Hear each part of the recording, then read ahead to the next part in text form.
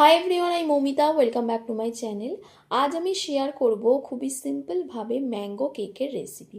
তো এর জন্য প্রথমে নিয়ে নেব হাফ কাপ পাউডার সুগার, নেব হাফ কাপ টক দই, 1 চা চামচ ভ্যানিলা এসেন্স আর 1/4 কাপ সাদা তেল।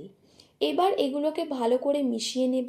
এরপর দেব একটা আমের পেস্ট, এটাকেও ভালো করে মিশিয়ে নিতে হবে।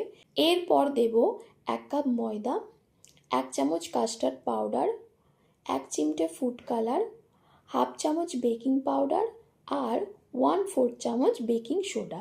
এবার এগুলোকে ভালো করে মিশিয়ে দেব 1/4 কাপ দুধ। দুধের সাথে পুরো ব্যাটারটা ভালো করে মিশিয়ে একটা কেক টিনের মধ্যে ঢেলে ওপর থেকে কুচানো আমন্ড বাদাম ছড়িয়ে দেব।